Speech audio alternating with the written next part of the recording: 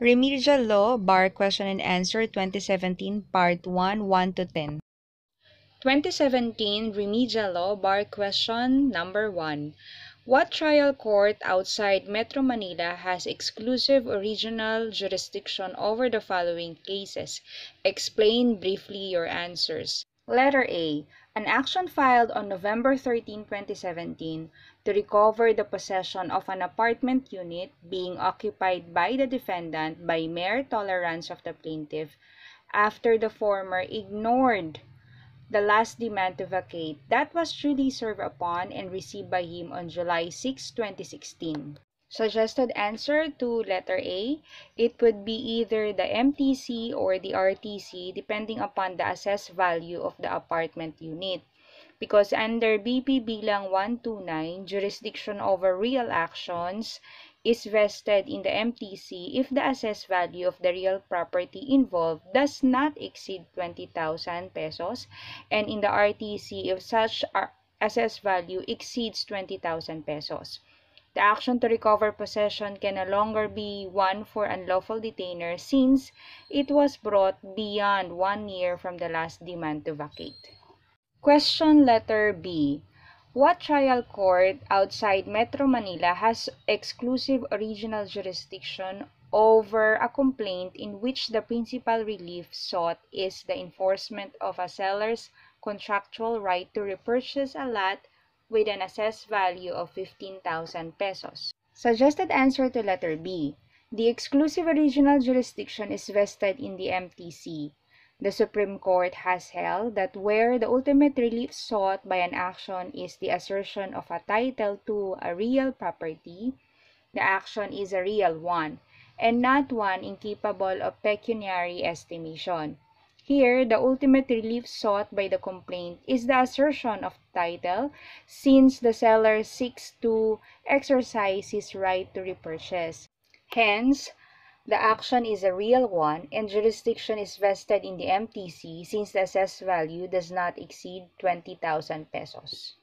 Alternative answer to letter B, the exclusive regional jurisdiction is vested in the regional trial court. The Supreme Court has held that an action to enforce the right of redemption is one which is incapable of pecuniary estimation and thus within the exclusive regional jurisdiction of the RTC. Bar question number 2. Santa filed against ERA in the RTC of Quezon City an action for specific performance, praying for the delivery of a parcel of land subject of their contract of sale. Unknown to the parties, the case was inadvertently raffled to an RTC designated as a special commercial court. Later, the RTC rendered judgment adverse to ERA, who, upon realizing that the trial court was not a regular RTC, approaches you and wants you to file a petition to have the judgment annulled for lack of jurisdiction. What advice would you give to ERA? Explain your answer. Suggested answer: the advice I would give to ERA is that the petition for annulment of judgment on lack of jurisdiction will not prosper, because the Supreme Court has held that a special commercial court is still a court of general jurisdiction and can hear and try a non-commercial case. Hence, the special commercial court had jurisdiction to try and decide the case for a specific performance and to render a judgment therein. Bar question number 3. Answer the following briefly. Question letter A. What elements should concur for circumstantial evidence to be sufficient for conviction? Suggested answer to letter A. The following elements should concur for circumstantial evidence to be sufficient for conviction. Number 1, there is more than one circumstance. Number 2, the facts from which the inferences are derived are proven. Number 3, the combination of all the circumstances is such as to produce a conviction beyond a reasonable doubt. Question 3B. When is bail a matter of judicial discretion? Suggested answer to number 3B. Bail is a matter of judicial discretion, number 1, before conviction by the RTC of an offense punishable by death, reclusion perpetua, or life imprisonment. Number 2, after conviction by the RTC of an offense not punishable by death, reclusion perpetua, or life imprisonment. Question 3C. Give at least 2 instances when a peace officer or a private person may make a valid warrantless arrest. Suggested answer to 3C. The following are the instances when a peace officer or a private person may make a valid warrantless arrest. Number 1, when in his presence the person to be arrested has committed, is actually committing, or is attempting to commit an offense, or what we call in flagrante delicto. Number 2, when an offense has just been committed and he has probable cause to believe, based on a personal knowledge of facts or circumstances, that a person to be arrested has committed it, which is what we call hot pursuit. Number 3, when the person to be arrested is an escaped prisoner. Bar question 3D. What is a tender of excluded evidence? Suggested answer to 3D. Tender of excluded evidence is a remedy of a party when the evidence he has offered is excluded by the court. If documentary or object evidence is excluded by the court, the offerer may have the same attached to or made part of the record. If the evidence excluded is oral, the offerer may state for the record the name and the other personal circumstances of the witnesses and the substance of the proposed testimony. Bar question number 4. Give brief answers to the following. Letter A. What is the doctrine of hierarchy of courts? Suggested answer to number 4, letter A. The doctrine of hierarchy of courts provides that where there is a concurrence of jurisdiction by courts over an action or proceeding, the recourse must be made to the lower court first. A direct invocation of the Supreme Court's original jurisdiction should only be allowed when there are special and important reasons thereof. Bar question number 4B. What is the harmless error rule in relation to appeals? Suggested answer to letter B. The harmless error rule in relation to appeals provides that the appellate court should not reverse a judgment as a result of any error or defect which does not affect the substantial rights of the parties. Bar question 4C. When does a public prosecutor conduct an inquest instead of a preliminary investigation?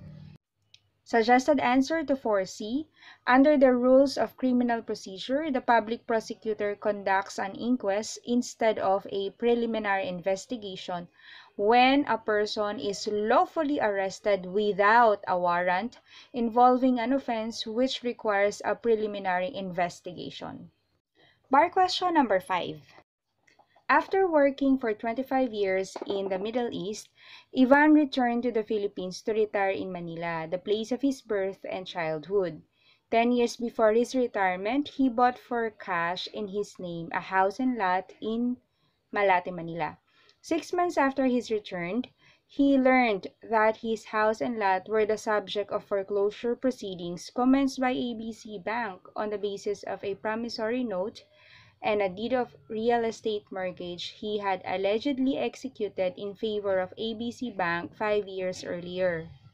Knowing that he was not in the country at the time the promissory note and a deed of mortgage were supposedly executed, Ivan forthwith initiated a complaint in the RTC of Manila, praying that the subject documents be declared null and void. ABC Bank filed a motion to dismiss Ivan's complaint on the ground of improper venue on the basis of a stipulation in both documents designating Quezon City as the exclusive venue. In the event of litigation between the parties arising out of the loan and mortgage, should the motion to dismiss of ABC Bank be granted? Explain your answer. Suggested answer to number 5. No, the motion to dismiss of ABC Bank should not be granted. In a case involving similar facts, the Supreme Court held that a party is not bound by a venue stipulation where he assails on the ground of forgery the validity of contracts containing the venue stipulation. The reason is that such a party cannot be expected to comply with the venue stipulation since his compliance therewith would mean an implicit recognition of the validity of the contracts he is assailing.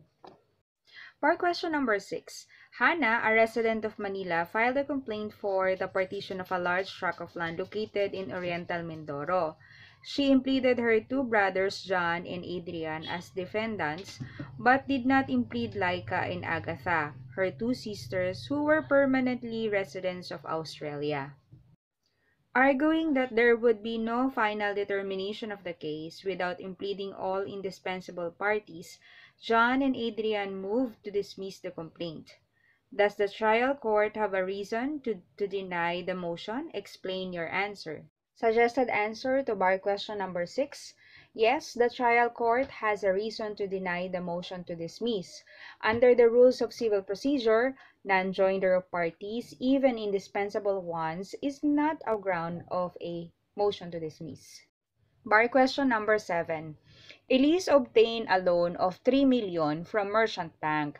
Aside from executing a promissory note in favor of Merchant Bank, she executed a deed of real estate mortgage over her house and lot as security for her obligation. The loan fell due but remained unpaid. Hence, Merchant Bank filed an action against Elise to foreclose the real estate mortgage. A month after, and while the foreclosure suit was pending, Merchant Bank also filed an action to recover the principal sum of 3 million against Elise based on the same promissory note previously executed by the latter. In opposing the motion of Elise to dismiss the second action on the ground of splitting of a single cause of action, Merchant Bank argued that the ground relied upon by Elise was devoid of any legal basis considering that the two actions were based on separate contracts, namely the contract of loan, evidenced by the promissory note, and the deed of real estate mortgage. Is there a splitting of a single cause of action? Explain your answer. Suggested answer to bar question number 7. Yes, there is a splitting of a single cause of action. Under the rules of civil procedure, there is a splitting of a single cause of action if two or more suits are instituted on the basis of the same cause of action. A cause of action is the act or omission by which a party violates a right of another. Here, both suits, the foreclosure and the collection suit, arose from the same cause of action. That is the non-payment by Elise of her 3 million loan from Merchant Bank. The fact that the two actions were based on separate contract is irrelevant. What matters is that both actions arose from the same cause of action. Bar question 8A. Laura was the lessee of an apartment unit owned by Louis. When the lease expired, Laura refused to vacate the property. Her refusal prompted Louis to file an action for unlawful detainer against Laura, who failed to answer the complaint within the reglementary period. Louis then filed a motion to declare Laura in default. Should the motion be granted? Explain your answer. Suggested answer to bar question 8A. No, a motion to declare defendant in default is a prohibited motion in ejectment suit, pursuant to Rule 70 of the Rules of Court. Bar question 8B.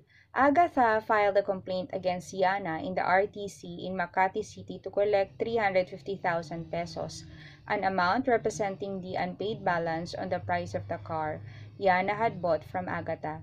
Realizing a jurisdictional error in filing the complaint in the RTC, Agatha filed a notice of dismissal before she was served with the answer of Yana. The RTC issued an order confirming the dismissal.